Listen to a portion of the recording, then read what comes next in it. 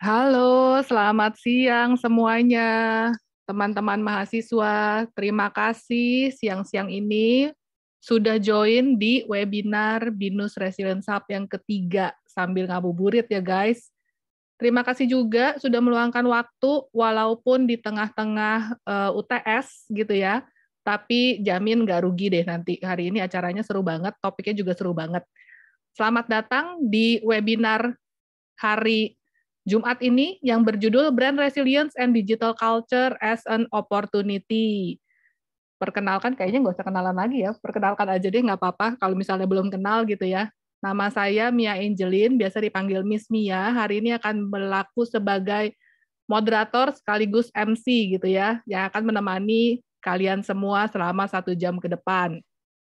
Nah, untuk memulai acara, tanpa lama-lama lagi, mari kita sambut Miss Maria sebagai Head of Communication Department untuk menyampaikan kata sambutan. Silakan Miss Maria.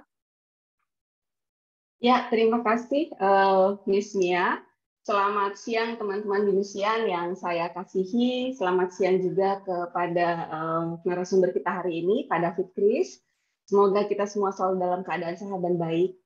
Sebelumnya saya juga ingin mengucapkan terima kasih kepada Pak David Kris selaku founder dan CEO dari Argo Asia Network. Juga terima kasih kepada seluruh tim di Argo Asia yang sudah mendukung sehingga acara ini bisa terselenggara. Dan juga tidak lupa kepada teman-teman panitia. Nah, webinar hari ini sebenarnya adalah webinar ketiga yang diselenggarakan oleh BINUS Resilience Hub, inisiasi dari Communication Study Program atau program studi ilmu komunikasi BINUS University. Tangguh atau resilient secara digital, jadi digital resilient ini sebenarnya apa sih gitu kan? Intinya orang-orang yang tangguh secara digital ini adalah mereka yang mampu menggunakan teknologi digital dengan optimal tentunya untuk beradaptasi dengan perubahan yang saat ini sangat cepat terjadi, termasuk memanfaatkan teknologi digital untuk menghasilkan dampak yang positif tidak hanya bagi dirinya sendiri, tapi juga bagi orang lain dan bagi perusahaan.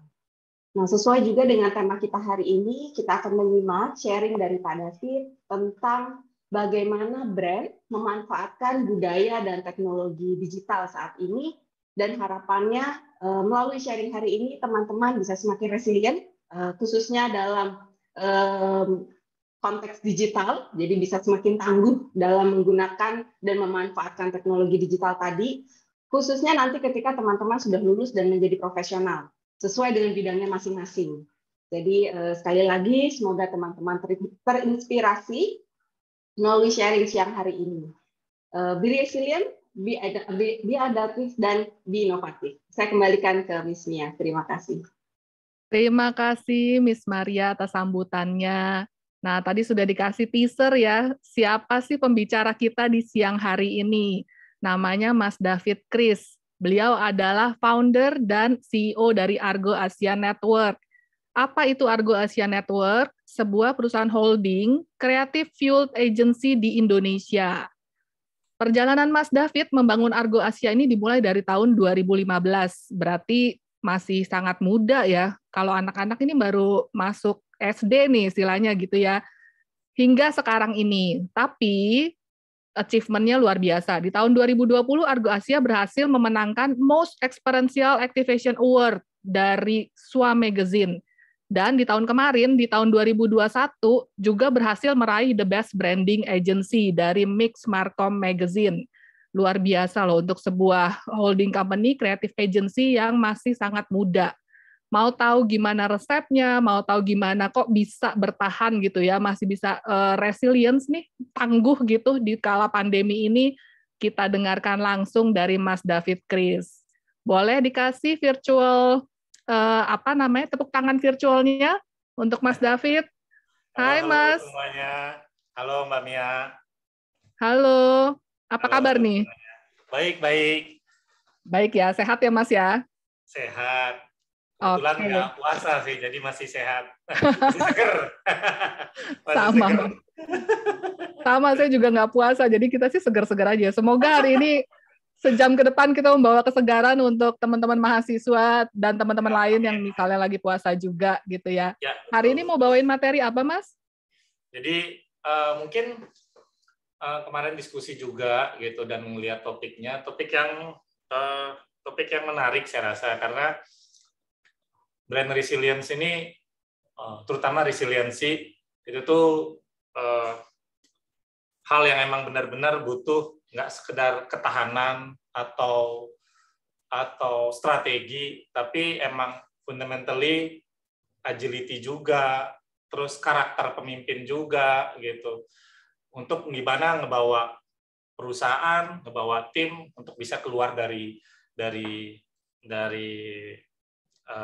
krisis lah di tepatnya gitu. Jadi ini hal yang menarik untuk dibagi, karena baik bagi brand maupun kita sebagai individu gitu, hal-hal kayak begini ini penting agar nanti saat kita ngadepin lagi situasi yang memang mungkin bukan karena pandemi atau mungkin karena situasi lain, mungkin karena pemilu presidennya yang dipilih nggak sesuai, akhirnya jadi demo atau apapun itu gitu. Tapi amit-amit seperti itu kejadiannya, tapi kita harus bisa tetap aware dan adapt, karena kita kapanpun bisa situasi seperti ini kapanpun bisa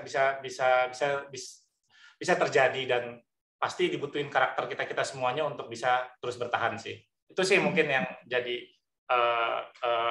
awalan dari saya bahwa topik ini topik yang bagus sih. Jadi krisis itu nggak selamanya krisis gitu ya Mas ya, tapi ini bisa menjadi peluang gitu ya. Nah, ini yang mau kita bahas.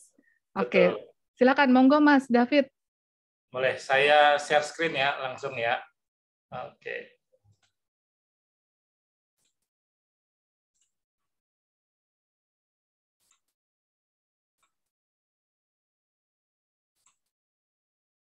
Oke. Selamat siang teman-teman semuanya. Selamat siang Mbak Mia, Mbak Anggi, dan semua tim BINUS, dan juga teman-teman Argo, atau mungkin ada yang di luar dari teman-teman BINUS juga gitu. Selamat bergabung. Jadi kesempatan kali ini saya mau ngebahas tentang brand resilience, dan ini topik yang penting seperti tadi saya bilang, karena gimana kita bisa bertahan tapi sambil, kalau saya sebutnya di kantor, saya biasa selalu ngomong, kita nggak sekedar bertahan tapi juga sambil bertumbuh gitu, memaksimalkan segala tools yang kita punya, channel yang kita punya, output yang kita punya, dan mungkin nyambung ke materi ini adalah ya salah satunya digital gitu. Mungkin kalau saya mulai, kita tahu sekarang di dunia saat ini challenge-nya tuh banyak banget. Challenge-nya tuh bahkan dari sebelum pandemi gitu. Setelah pandemi mengakselerasi semuanya. Semua challenge-nya tuh berbagai macam, mulai dari volatility, uncertainty yang begitu banyak muncul gitu. Segala hal yang emang nggak kita duga semuanya.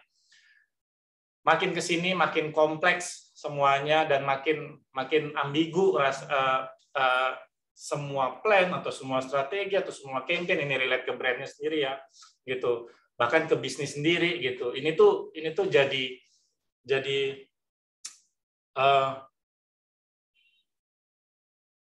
jadi concern besar lah gitu di dunia marketing, di dunia bisnis gitu, dan penerapan di keseluruhannya gitu. Nah, ini challenge yang sebenarnya kita hadapi sekarang gitu, dan tag dari pandemi pun jadi nge-accelerate semuanya. Jadi mau nggak mau kita harus adapt, mau nggak mau kita harus nyari, mau nggak mau kita harus coba hal yang baru, keluar dari comfort zone. Karena emang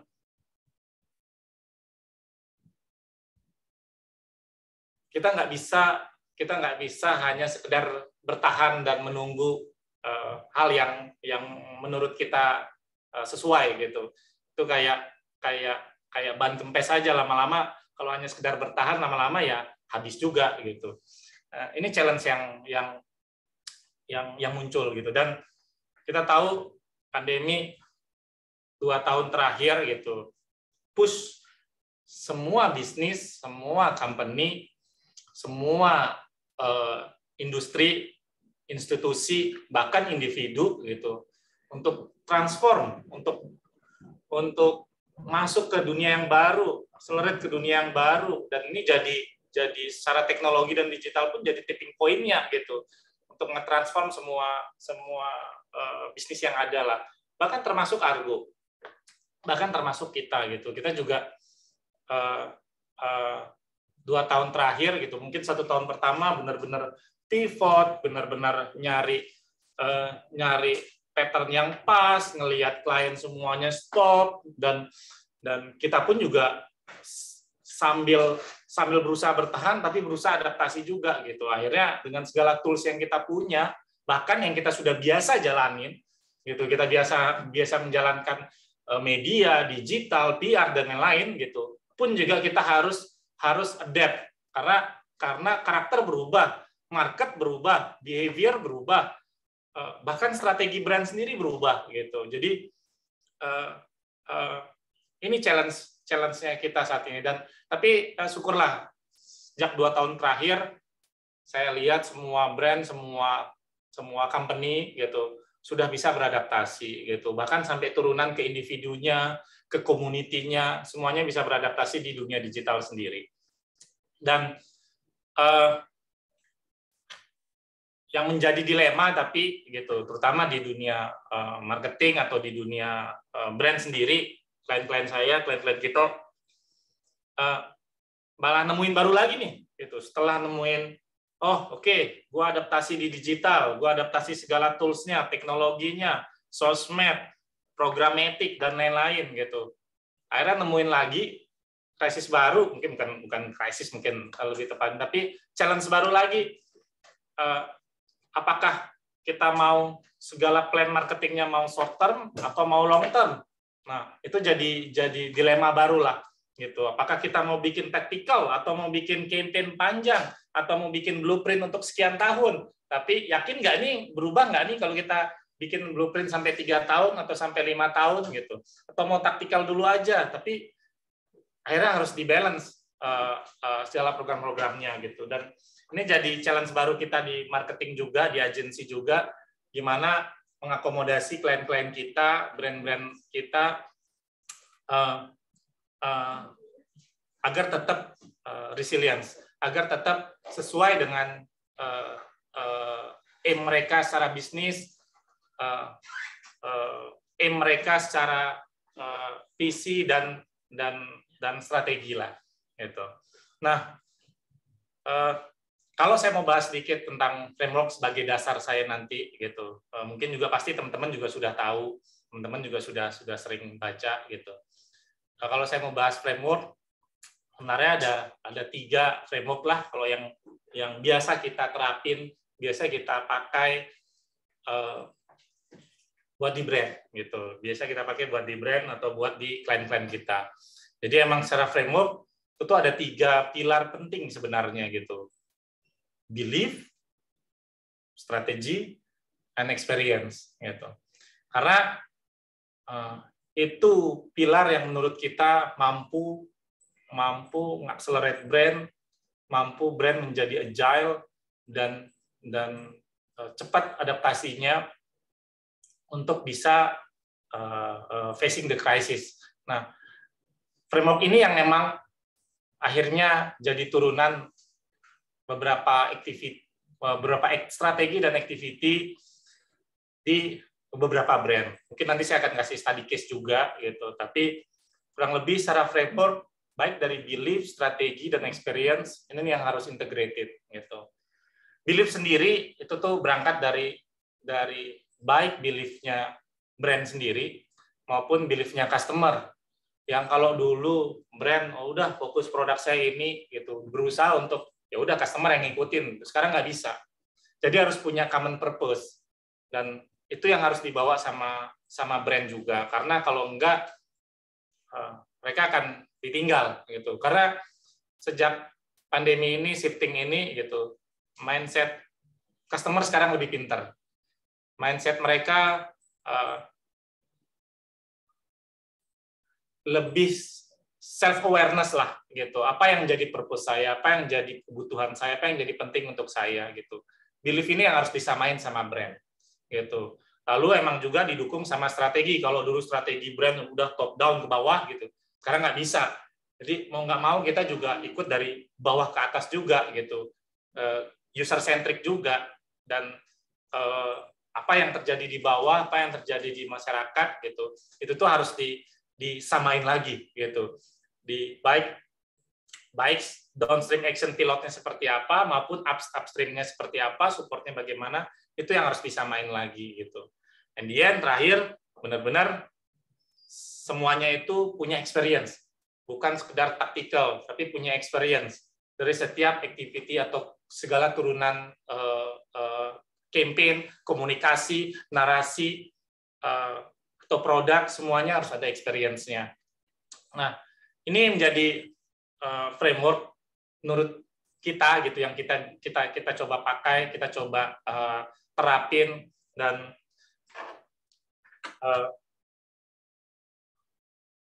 kita coba turunin sesuai purpose-nya brand lah gitu. Dan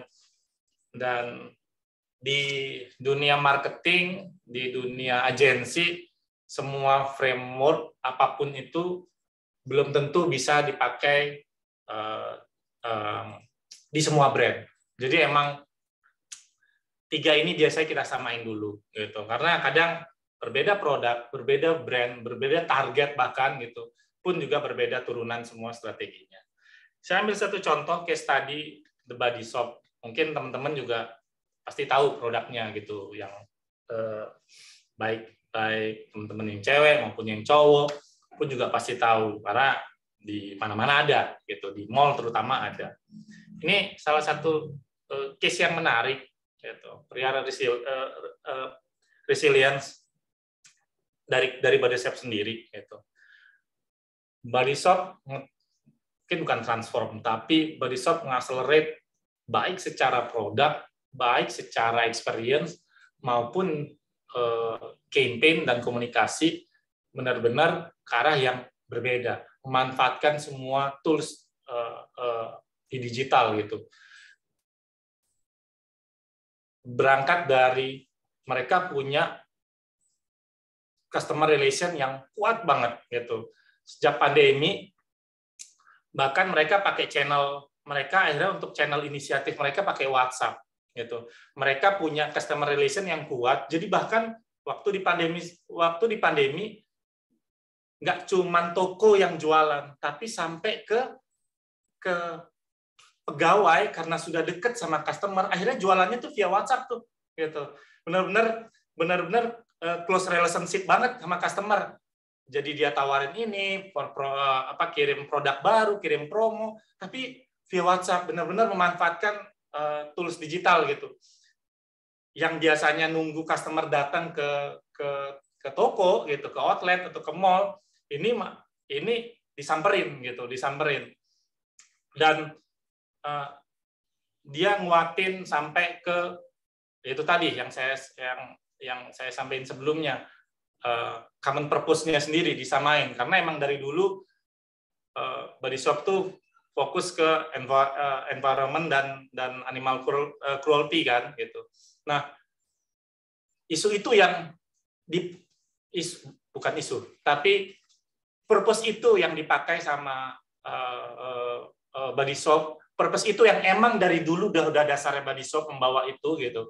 Dan di saat krisis itu justru malah menjadi kendaraan baru buat Body Shop untuk leverage produknya sendiri gitu. Akhirnya secara narasi, secara komunikasi, secara campaign, mereka share purpose yang sama gitu. Untuk apa? Untuk ngedeketin customer yang emang tadinya jauh, tadinya hanya sekedar product base doang gitu, tapi akhirnya sekarang purpose base gitu. Itu yang di amplify sama dia lewat influencer, lewat KOL, lewat buzzer, lewat activity dia gitu. Ini yang dilakuin. Dan bahkan sampai yang terakhir, dia develop experience yang benar-benar omni gitu. Mungkin teman-teman juga udah tahu omni channel benar-benar memanfaatkan keseluruhan channel baik offline dan online gitu. Tapi nggak sekedar jadi touch point atau jadi eksekusi gitu, tapi gimana bisa bawa itu jadi sebuah experience. Dan bahkan dia mengganti chief digitalnya dia gitu, chief digital officer menjadi chief experience officer. Jadi emang fokus ke experience gitu. Karena kita tahu digital toolsnya sudah ada gitu. Semua sudah tersajikan bahkan sebelum pandemi gitu. Tapi gimana manfaatinnya, gimana itu bisa jadi experience yang emang dua arah, nggak satu arah doang gitu. Gimana yang merasa customer membutuhkan. Nah, ini yang menarik dari Body Shop yang dilakukan selama pandemi kemarin, dan ini bentuk resilience yang emang unik, yang emang bukan unik tapi tepat, pemanfaatan tepat dan cepat beradaptasi dengan segala tools, segala channel, tapi juga nggak melupakan dasar bisnisnya sendiri, brandnya sendiri gitu. Nah, ini bisa jadi banyak contoh lah, dan penerapannya nanti di brand-brand di bentuk-bentuk lainnya gitu. Nah, mungkin kalau saya tambahin lagi, itu sebenarnya resilience itu sudah nggak sekedar pandemi aja gitu, tapi jauh dari sebelumnya banyak brand-brand yang berusaha bertahan, banyak brand-brand yang saya bilang keluar dari zona yang memang menghancurin mereka, hampir mematikan mereka gitu, tapi mereka cepat adapt untuk bisa terus bertahan dan bertumbuh, seperti saya bilang di awal gitu. Dan secara framework, kayak contoh Lego, ia adaptif dan risk tolerance. Kita tahu Lego sempat mau mati gitu, sempat turun drastis gitu. Tapi akhirnya saat ganti manajemen dan mereka coba reinvent hal baru, dibalikin lagi sebenarnya dari skema mereka yang dulu gitu, karena dulu mereka terlalu banyak bentuk, banyak jenis gitu. Mereka sederhanakan lagi, mereka simplify lagi gitu, dengan hal yang mereka punya, tapi apa yang disukai sama anak-anak saat itu gitu. Akhirnya itu yang berhasil, dan sampai sekarang itu jadi kendaraannya dia untuk terus berkembang gitu, memanfaatkan digital yang ada. Mereka nge-leverage-nya bisa lebih jauh lagi gitu dengan penggunaan teknologi, penggunaan digital ekosistem gitu, dan juga rare city juga gitu. Jadi itu yang akhirnya membuat Lego terus berkembang sampai sekarang. Terus ada satu case lagi juga, Netflix gitu. Ini lebih ke risk tolerant dan customer centric kalau saya lihat gitu. Jadi kita tahu Netflix dari zaman dulu, mungkin tahun 2002, saya lupa, 2002-2004, di mana dia masih sekedar nyewa film, penyewaan film biasa gitu. Akhirnya berkembang jadi OTT streaming sampai hari ini gitu. Dia nggak merubah produknya, tapi dia memanfaatkan betul digital channel streaming yang mungkin dia tahu saat itu emang belum banyak, tapi dia tahu pemakaian ini bisa meleverage produknya dia lebih jauh lagi secara target market, dan juga secara cost pun dia juga sudah nggak perlu lagi aset atau store atau outlet yang memang itu yang buat secara bisnisnya jadi bengkak gitu. Dan perubahan ini juga nggak semata-mata langsung buat Netflix besar gitu. Saat dia masuk pas pertama pun juga dia masih jadi pemain yang emang belum dilihat banyak karena orang belum masuk ke sana, masuk ke area itu gitu. Dan ini yang dialami Netflix, itu bertahan dari pergeseran industri. Kalau sekarang kita pandemi, kalau dulu itu pergeseran industri, dan dia berhasil masuk di momentum yang tepat. Kalau saya bisa bilang, kalau saya bisa cerita dari sudut pandang saya gitu. Nah, ini yang memang akhirnya jadi kemenangan besar lah untuk Netflix sampai hari ini. Walaupun sekarang hari ini kita tahu mungkin kalau baca berita share sahamnya Netflix jatuh hampir 20% karena ini mungkin jadi hal yang menarik lagi gitu. Bisa jadi bahasan baru sebenarnya, tapi mungkin nggak dibahas di sekarang karena dia nggak compete sama kompetitor, tapi dia compete sama customer-nya sendiri, ngelawan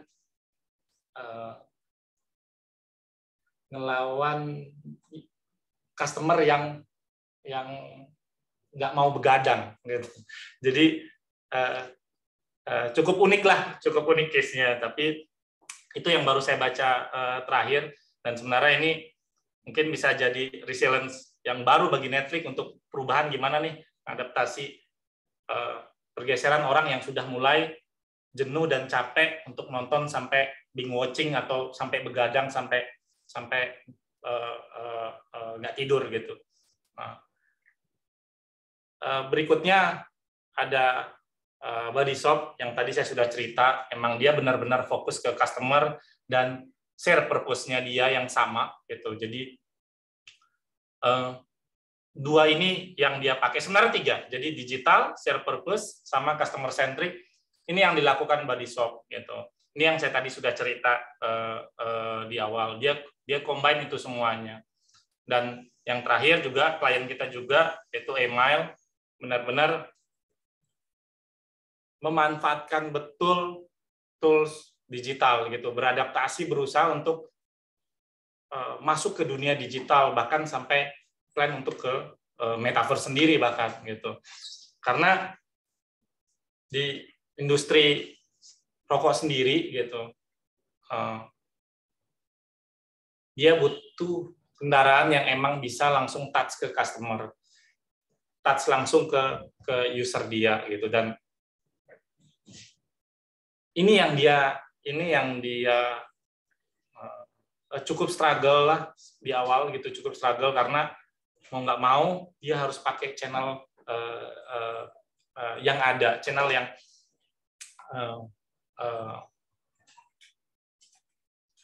channel yang bisa dia kendarai lah gitu, dan salah satunya digital. Dan ini yang masih jadi challenge baru bagi industri tobacco gitu, karena akuisisi atau relevansi produk ke customer-nya sendiri itu jadi sangat jauh, dan barrier industri ini untuk masuk ke digital juga sangat sulit gitu, karena banyak aturan-aturan yang emang nggak bisa ditabrak begitu saja gitu. Aturan-aturan untuk tobacco industri sendiri juga cukup ketat, sangat ketat bahkan gitu. Ini yang buat akhirnya banyak ngelakuin experience baru di dunia digital gitu. Dan sampai sekarang industri ini masih benar-benar berusaha adaptasi di digital, karena kendaraan dia di offline itu benar-benar hilang untuk sementara waktu gitu.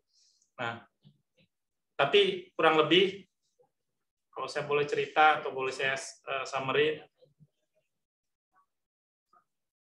pemanfaatan teknologi dan terutama digital kan ketahanan sebuah brand itu akhirnya jadi hal yang emang bisa mengakselerasi mereka gitu. Tapi belum tentu juga itu jadi jalan yang tepat atau kendaraan yang tepat, seperti contohnya industri tobacco gitu. Karena emang teknologi sendiri, digital sendiri luas gitu. Tapi kita tahu selama itu nggak touch ke konsumen gitu, selama itu nggak relevan, selama itu nggak real, selama itu nggak dekat, dan selama itu nggak punya sharing purpose yang sama, akan makin susah gitu untuk bisa grab the market, untuk bisa sampein komunikasi, untuk bisa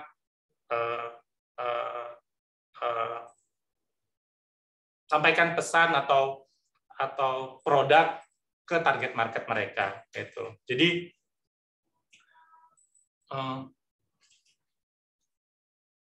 ini hal yang penting mungkin bagi teman-teman untuk tahu bahwa sebuah brand akan ngalamin siklusnya terus gitu. Dia akan ngalamin selalu siklusnya untuk selalu resilience, dan paling penting untuk kita tahu nggak cuman sekedar strategi atau common purpose doang gitu, atau sekedar experience, tapi bagaimana pemimpinnya, bagaimana karakter timnya, bagaimana karakter brandnya bahkan mau menerima itu gitu, mau menerima itu dan agile akan segala perubahannya gitu. Karena terkadang mau bagaimanapun bisnis juga yang jalanin manusia gitu, perusahaan juga dipimpin sama manusia juga gitu.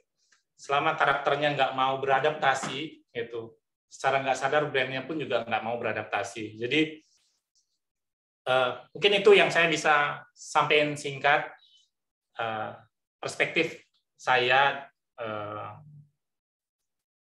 selama krisis ini berjalan, perspektif dari Argo sendiri gitu, dan apa yang kita tahu secara prakteknya di lapangan dan prakteknya di klien-klien kita juga. Kurang lebih itu sih mungkin yang saya bisa sharing ke teman-teman semuanya di sini. Semoga apa yang saya sampaikan bermanfaat dan bisa membuka perspektif baru tentang brand resilience. Thank you Mbak Mia, thank you semuanya teman-teman. Terima kasih Mas David, menarik tadi ya beberapa insight-nya. Oke, teman-teman, para peserta, mahasiswa, dan dosen yang join di acara kali ini, boleh silakan kalau ada yang mau bertanya, bisa raise hand atau via chat. Kalau memang ada kendala teknis gitu ya, silakan nanti saya bantu bacakan untuk pertanyaan-pertanyaannya. Sambil menunggu pertanyaannya masuk, Mas, saya mau tanya sedikit nih. Mungkin saya mau mengulik dari Argo Asia sendiri, Mas. Setahu saya ya, Mas, mungkin nanti bisa dikoreksi kalau salah gitu. Argo Asia ini kan unit bisnisnya 3 ya, Mas ya, yang main bisnis gitu ya. Ada event organizer, activation gitu ya, Mas. Ada digital agency sama PR agency. Nah, bener nggak, Mas? Atau ada tambahan sekarang? Jadi di Argo kita as a service kita ada 4, Mbak Mia. Jadi ada activation-nya, activation agency, gitu. Ada creative agency, brand and creative agency, ada PR dan media agency, terakhir ada digital agency. Wah, luar biasa, ada 4 ya. Ya, apa ekosistemnya? Holding, ya. Nah, yang menarik ini kan activation agency ya, Mas. Karena selama pandemi ini kan saya kebayang tahun 2020 semua event tiba-tiba langsung blok, nggak boleh gitu loh, Mas, dibatasi dengan prokes dan lain-lain dan lockdown gitu ya. Boleh cerita sedikit nggak sih, Mas, di Argo sendiri untuk yang activation agency-nya itu gimana gitu sampai bisa survive hingga ke 2022 ini gitu, Mas? Oke.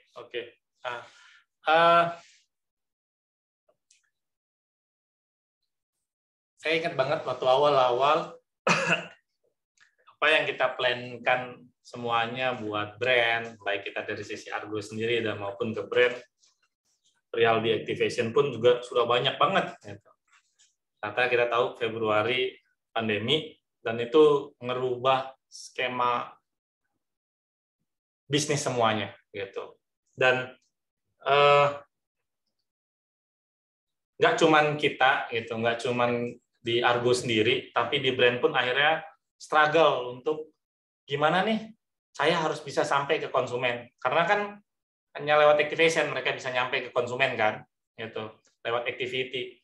Nah, itu jadi nggak sekedar challenge, itu jadi PR besar banget waktu di awal 3-5 bulan pertama lah, Mbak Mia. Itu tuh hampir semua activity itu stop, semuanya yang tadinya postpone jadi cancel lagi semuanya gitu, karena Nyangkanya cuman oh ya udah kita postpone aja dulu gitu. Sangkanya akan sekedar apa namanya sekedar virus biasa doang gitu. Akhirnya semua jadi cancel semuanya gitu. Nah, akhirnya banyak program-program kita yang kita baik itu di cancel maupun dirubah bentuk gitu.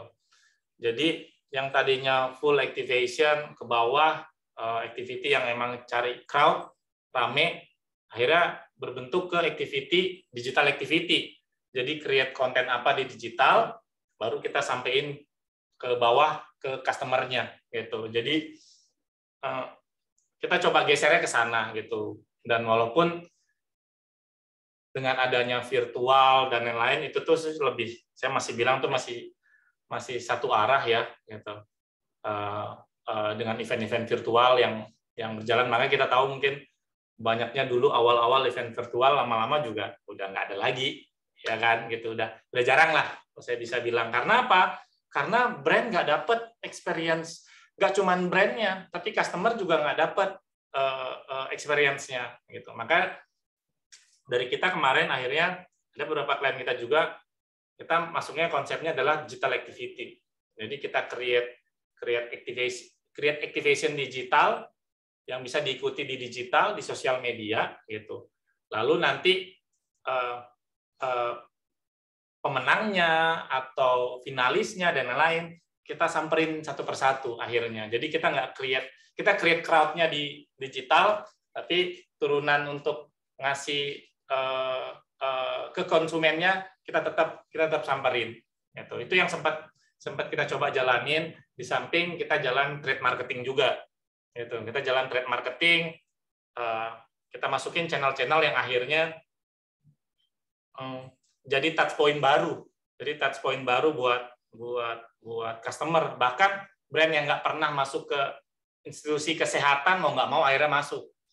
Kita coba masukin, kita coba tap in gitu. Jadi akhirnya baik itu channel maupun touch point semuanya akhirnya cross collaboration lah kasarnya gitu. Itu sih yang kemarin di Argo coba bawa gitu. Argo coba tetap tawarin ke klien-klien kita dan puji Tuhan berjalan sampai hari ini gitu. Itu sih mungkin bisa sedikit sharing saya, Mbak Mia. Iya, karena yang mengalami kesulitan kurangnya engagement itu kayaknya nggak cuma Activision Agency, Mas. Kita aja industri pendidikan gitu ya, mengalami kesulitan.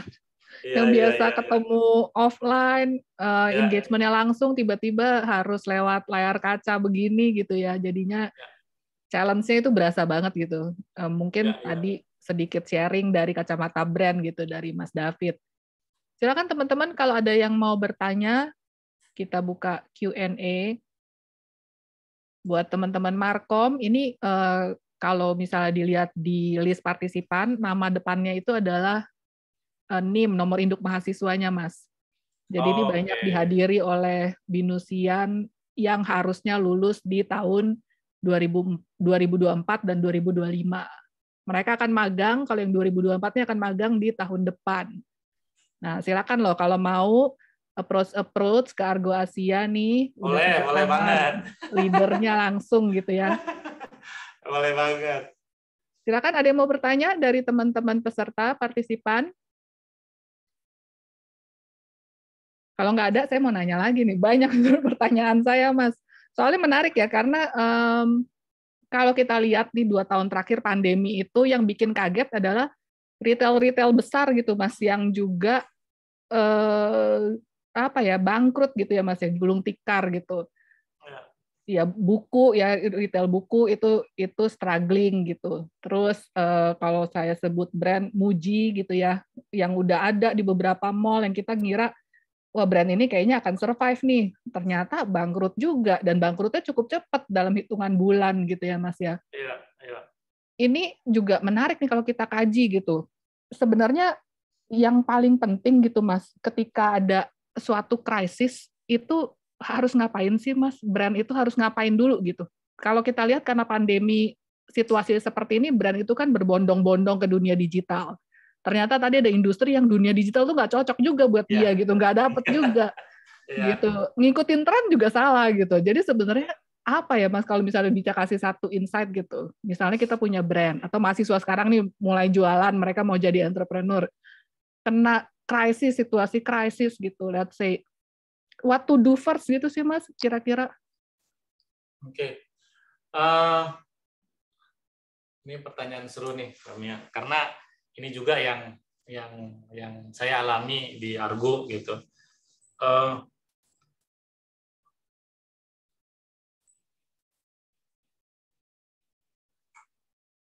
Yang paling penting saat krisis yang terjadi di kita, bahkan mungkin di klien kita juga gitu. Apa yang pertama dan itu is a must to do, itu tuh pivot semua fokus bisnis ke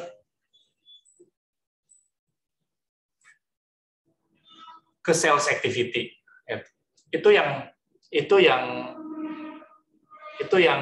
bahkan kita di Argo pun itu yang kita lakuin gitu. Jadi segala bentuk plan, segala bentuk strategi, segala bentuk division waktu itu semuanya gitu, kita pivot ke channel yang paling ngasih impact ke sales, yang kita tahu itu yang akan dipakai sama brand. Contoh, kalau di Argo sendiri, waktu saat krisis, justru yang paling kencang, yang paling naik, itu PR kita. Gitu.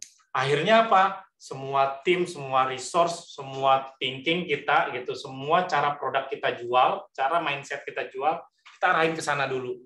Gitu. Kita masuk ke brand-brand, mereka nggak bisa ngapa-ngapain, kita pakein PR sebagai kendaraan. Gitu. Pakein PR sebagai kendaraan, mereka bisa sampein pesan mereka, concern mereka lewat media, mereka bisa suarakan itu semuanya, mereka tetap bisa sampaikan campaign mereka, bahkan karena ya dengan rilis atau dengan conference pun mereka masih bisa lakuin gitu. Nah, kalau saya boleh bilang, hal yang paling penting itu tuh kita pivot ke function mana yang paling ngasih impact ke sales. Karena kadang perusahaan juga bisnis gitu, brand-brand juga bisnis, mereka tuh akhirnya takut untuk beradaptasi gitu. Wait and see. Akhirnya apa? Ya kegulung sendiri gitu. Kegulung dan susah akhirnya untuk bukan susah, tapi terlambat untuk beradaptasi. Saat sebenarnya nggak ada, kalau saya bilang terlambat apa enggak sih? Enggak juga gitu. Mungkin mereka wait and see dulu, tapi yang jadi signifikan, jadi perbedaannya adalah di budget. Selama mereka terlambat, budget mereka, effort mereka akan jauh lebih besar. Itu yang apa namanya? Itu yang paling penting sebenarnya, fokus ke sales. Makanya dulu kita juga punya klien, sampai sekarang sih masih. Jadi salah satu klien minuman juga di Mayora Group gitu. Dia hentiin semua activity, dia fokus ke distribusi sales, semua activity gitu. Jadi kerjasama sama seluruh area-area di daerah, masuk semua ke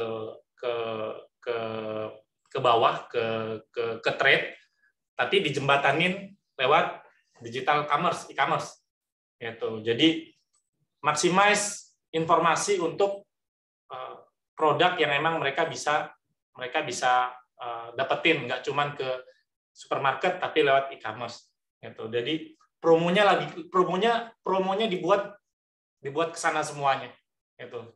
Nggak ada promo yang ke ATL lah, ke kreatif lah, ke apa, nggak ada gitu. Jadi dia ngelakuin itu selama 1 tahun lebih gitu. Makanya masih terus bertahan dan aman. Itu sih yang saya boleh share, Mbak Mia. Ya, terima kasih loh Mas. Ternyata menarik ya, di krisis itu mungkin salesnya berhenti gitu ya. Justru di situ yang harus difokusin dulu gitu. Ya, Activity yang lain ya kita sambil lihat dan dengerin gitu ya dari customer gimana nih maunya gitu kan, apa yang bisa dilakukan gitu ya. ya.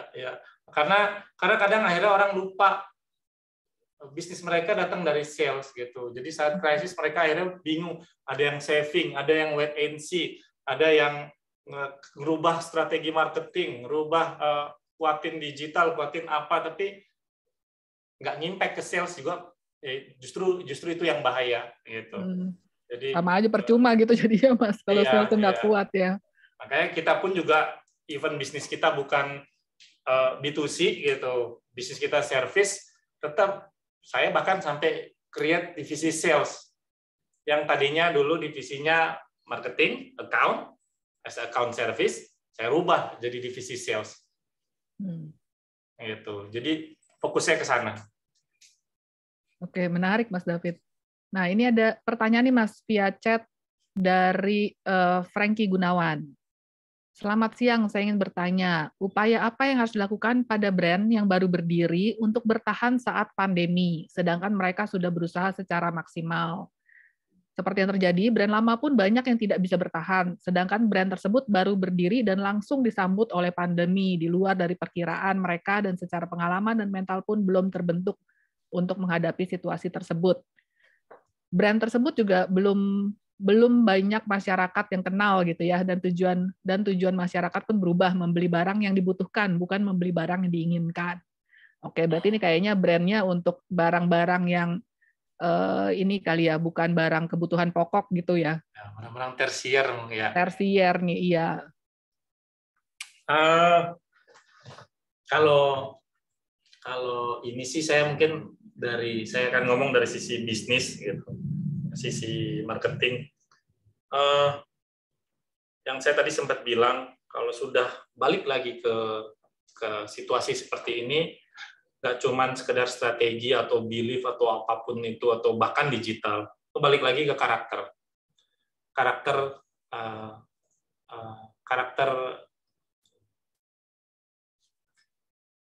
foundernya sendiri gitu, atau karakter pemimpinnya sendiri, atau karakter ownernya sendiri. Karena karakter itu yang buat dia bisa bertahan. Nah, kalau saya mau ngomong karakter juga,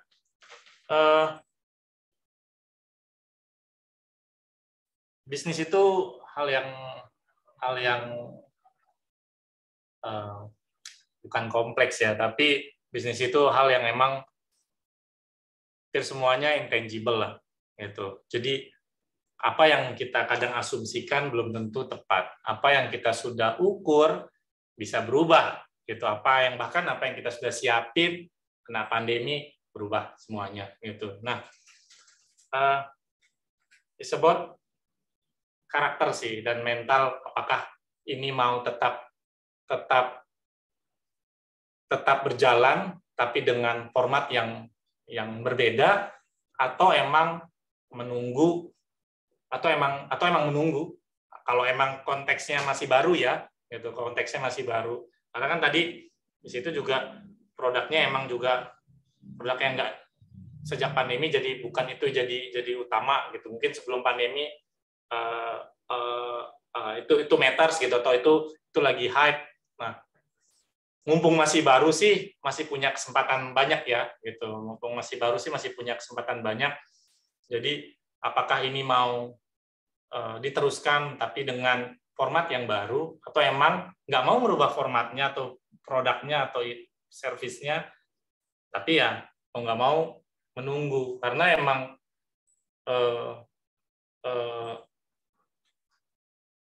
balik lagi ke keputusan kita sendiri sih, apakah is a worth to fight for. Itu sih yang saya bisa sampaikan. Ini kalau konteksnya produk baru ya, brand baru ya, gitu. Karena banyak juga kok brand-brand yang pas pandemi, sebelum pandemi keluar, pas pandemi, ini perusahaan besar ya, pas pandemi discontinue produknya, nggak dilanjutin lagi. Dan keputusan nggak dilanjutin itu bukan keputusan gagal, tapi itu keputusan learning yang bagus. Ketimbang apa? Ketimbang semakin jauh, semakin jauh dampak semakin buruk dampaknya gitu. Karena yang tadi saya bilang, terlambat apa enggak, impact-nya adalah di cost. Kalau sudah masuk ke bisnis atau company, everything is about cost gitu. Jadi impact-nya di cost. Itu doang sih. Apakah kuat untuk coba hal yang baru, kuat secara cost, silakan gitu. Tapi kalau enggak, pasti akan jadi berat sih. Kayak contoh baru-baru ini aja. Kalau mau dibilang digital itu channel yang tepat, baru-baru ini kan kita lihat di berita CNN ngeluarin streaming, CNN Plus namanya, 23 Maret kemarin dia launching, nanti 24 April dia tutup hanya dalam waktu 1 bulan. Sebuah perusahaan besar loh, sebuah perusahaan raksasa, media raksasa, punyanya Warner, sudah ngeluarin budget $300 juta gitu. Hanya dalam sebulan bukanya terus tutup. Gitu. Jadi kalau dibilang mau manfaatin digital, kalau emang itu nggak tepat, kalau secara keputusan bisnis, better jangan diterusin sih. Itu doang. Gitu. Wah, mantap. Makasih, Mas David. Semoga menjawab ya, Frankie ya. Kalau misalnya masih penasaran, boleh ditulis lagi gitu pertanyaan lanjutannya. Tapi intinya sih tadi secara garis besar ada 2 tips gitu. Bisa bertahan, asalkan kuat gitu menanggung cost-nya, atau berubah bentuk gitu ya.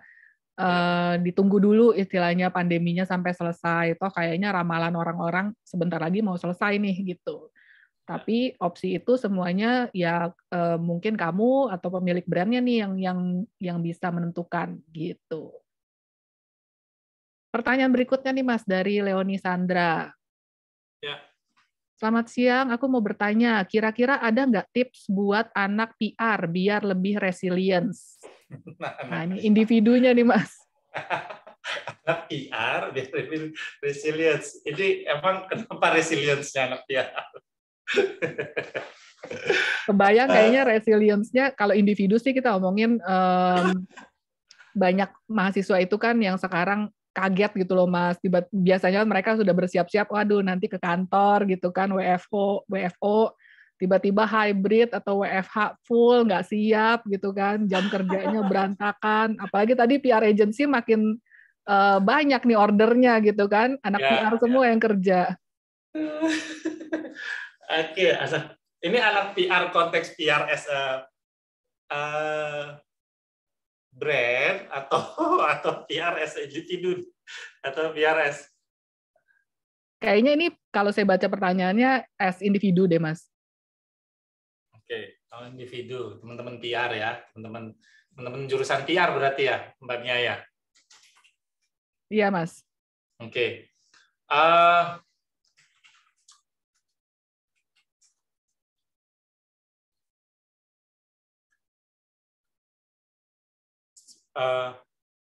Sebenarnya pasti akan ini yang mau saya sampaikan adalah saya akan coba hubungkan PR as marketing atau adaptasi sekarang sama kehidupan sehari-hari.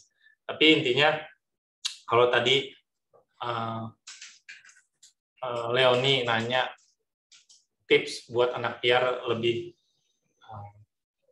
resilience, mungkin saya tadi sempat sampaikan yaitu agile. Itu tuh satu yang harus dimiliki kita sih gitu, agile. Karena sekali kita terlambat gitu, sekali kita nggak bisa adapt, akan effortnya jauh lebih banyak gitu. Dan agile pun juga bukan hal yang praktis terus harus dipelajari, bukan gitu. Agile itu emang gimana caranya kita benar-benar bisa cepat nangkap informasi, cepat terima feedback gitu, dan cepat kita adaptasiin sama diri kita sendiri gitu. Karena industri di luar keras industri dunia di luar keras, teman-teman. Apalagi kalau udah masuk ke corporate ya, gitu, atau dunia kerja sesungguhnya lah, itu tuh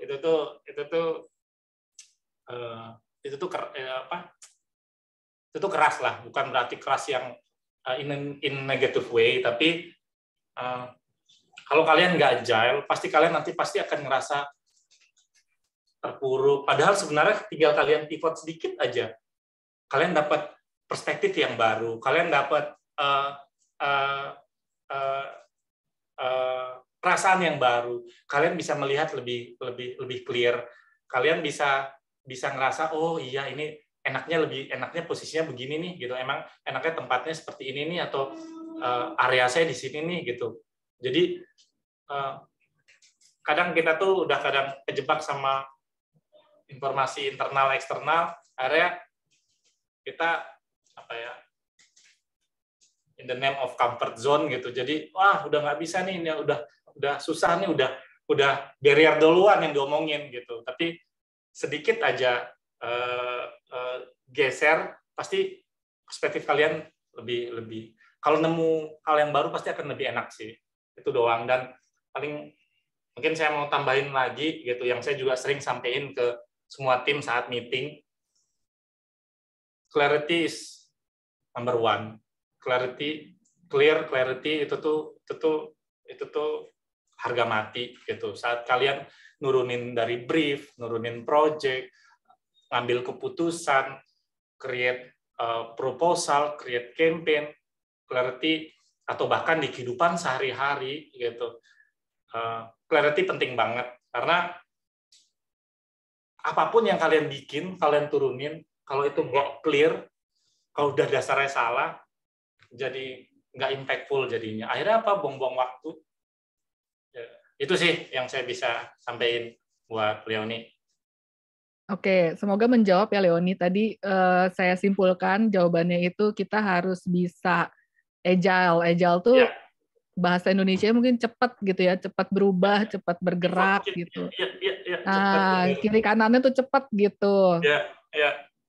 Jadi kalau misalnya untuk individu jangan nunggu kelamaan, jangan ngelihat kelamaan, nunggu boleh gitu, tapi siap-siap langsung cepat berubah gitu. Lincah, yes.